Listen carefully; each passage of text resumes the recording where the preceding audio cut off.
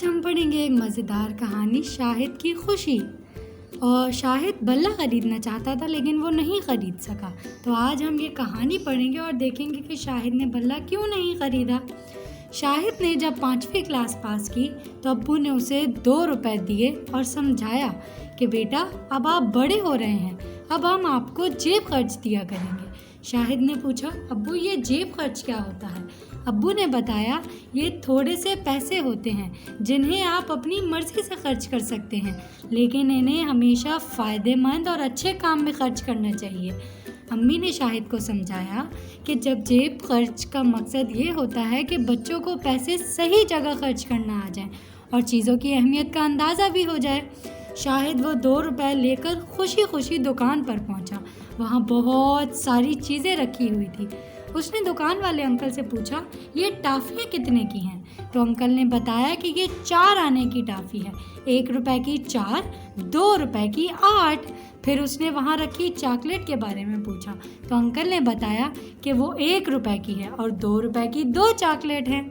दुकानदार अंकल ने पीछे से किताबें और कलम दिखाया कर कहा, अगर तुम चंद दिन कुछ पैसे जमा कर लो तो तुम ये भी खरीद सकते हो।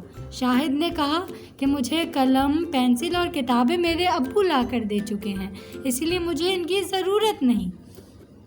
फिर शाहिद की नज़र करीब रखी हुई टोकरी पर पड़ी जिसमें रंग बिरंगे बल्ले रखे हुए थे। शाहिद ने सोचा कि टॉफ़ी या चॉकलेट तो थोड़ी देर में ख़त्म हो जाएगी और इससे दांत खराब होने का भी डर होता है। अगर मैं बल्ला और गेंद खरीद लूं तो गर्मियों की 2 महीने की छुट्टियों में मज़े से खेलूंगा। इससे मेरे साथ साथ मेरे दोस्त भी खेलेंगे। शाहिद ने दुकान वाले अंकल से बल्ले की कीमत पूछी तो उन्होंने बताया ये 20 रुपए का है, यानी इसके लिए 10 दिन तक इसे जेब खर्च जमा करना पड़ेगा।